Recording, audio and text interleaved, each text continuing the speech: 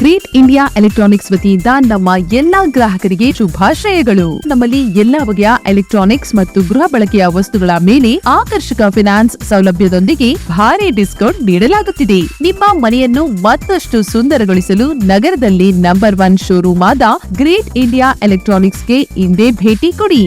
Great India electronics, Amir ಬಾಬಾ ದರ್ಗಾ ಹತ್ತಿರ, ದಿಬ್ಬೂರ್ಹಳ್ಳಿ ರಸ್ತೆ, ಸಿಡ್ಲಘಟ್ಟ. ಕರೆ ಮಾಡಿ 8861043315. ದರಖಾಸ್ತು ಸಮಿತಿ ರಚನೆಗೆ ಸದನದಲ್ಲಿ ರೈತರ ಪರ ಧ್ವನಿ ಎತ್ತಲು ಶಾಸಕ ಬಿಎನ್ ರವಿಕುಮಾರ್ ಸಜ್ಜು.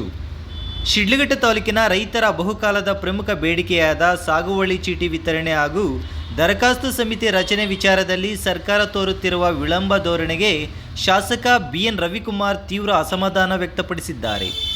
ಈ ಕುರಿತು ಮಾಧ್ಯಮ ಪ್ರತಿನಿಧಿಗಳೊಂದಿಗೆ ಮಾತನಾಡಿದ ಅವರು, 2018ರಿಂದಲೂ ಶಿಡ್ಲಘಟ್ಟ ತಾಲೂಕಿನಲ್ಲಿ ದರಖಾಸ್ತು ಸಮಿತಿ ರಚನೆಯಾಗಿಲ್ಲ. ಇದರಿಂದ ಸಾಗುವಳಿ ಚೀಟಿ ನಿರೀಕ್ಷೆಯಲ್ಲಿ ಇರುವ ನೂರಾರು ರೈತರು ಸಂಕಷ್ಟಕ್ಕೆ ಸಿಲುಕಿದ್ದಾರೆ. ಅರ್ಹ ರೈತರಿಗೆ ಹಕ್ಕುಪತ್ರ ನೀಡುವ ಪ್ರಕ್ರಿಯೆ ನಿರಂತರವಾಗಿ ವಿಳಂಬವಾಗುತ್ತಿದ್ದು, ಇದನ್ನು ತಕ್ಷಣ ಸರಿಪಡಿಸುವುದು ಅತ್ಯಂತ ಅವಶ್ಯಕವಾಗಿದೆ ಎಂದು ಹೇಳಿದರು.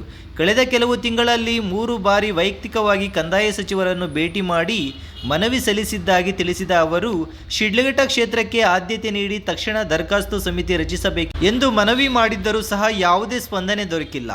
ತಾಲೂಕು ಕಚೇರಿ ಹಾಗೂ ಉಪವಿಭಾಗಾಧಿಕಾರಿಗಳ ಕಚೇರಿಗಳಿಗೆ ಅಲೆದಾಡುವ ಪರಿಸ್ಥಿತಿ ನಿರ್ಮಾಣವಾಗಿದೆ ಎಂದು ಬೇಸರ ವ್ಯಕ್ತಪಡಿಸಿದರು.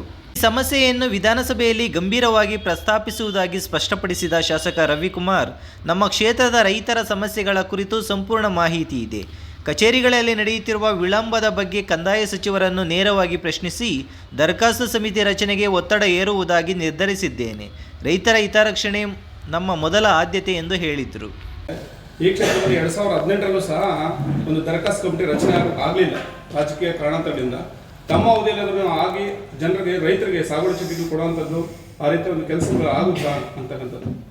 ಈಗ ನಾನು ನಿರಂತರವಾಗಿ ಕಂದಾಯ ಸಚಿವರಿಗೆ ಇದುವರೆಗೂ ಸುಮಾರು 3 ಬಾರಿ ಮನವಿ ಕೊಟ್ಟಿದ್ದೇನೆ.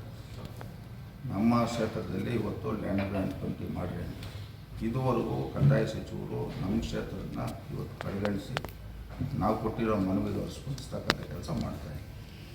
ಇವತ್ತು ನಾವು ಸುಮಾರು ಬಾರಿ ಸದನದಲ್ಲಿ ಇವತ್ತು ಪ್ರಶ್ನೆ ಕೇಳಬೇಕಂತ ನಿರಂತರವಾಗಿ ಪ್ರಯತ್ನ ಮಾಡ್ತಾ ಇದ್ದೀರಿ.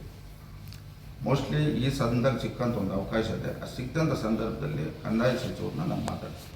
ಇವತ್ತು ನಮ್ಮ ಕ್ಷೇತ್ರದಲ್ಲಿ ರೈತರು, ಇವತ್ತು ನಮ್ಮ ಕ್ಷೇತ್ರದಲ್ಲಿ ಇವತ್ತು ತಾಲೂಕು ಆಫೀಸಲ್ಲಿ, ಇವತ್ತು ಸಬ್ ರಿಜಿಸ್ಟ್ರ್ ಆಫೀಸಲ್ಲಿ ಎಷ್ಟು ಸರ್ಕಾರಕ್ಕೆ ಇವತ್ತು ಹಣ ಹೋಗ್ತಾ ಇದೆ ಅನ್ನೋದು ನಮ್ಮ ಮಾಹಿತಿ ಇದೆ. ಇವತ್ತು ನಮ್ಮ ಕ್ಷೇತ್ರನ ಕಡೆಗಣಿಸಿದ್ದಾರೆ. ಮುಂದೆ ಅದು ಸಂಬಂಧಪಟ್ಟಂಗೆ ನಾನು ಕಂದಾಯ ಸಚಿವರನ್ನ ಮಾತಾಡಿ ಆದಷ್ಟು ಬೇಗ ಕಮಿಟಿ ಫಾರ್ಮೇಷನ್ ಮಾಡೋಂಥದ್ದು ನಮ್ಮ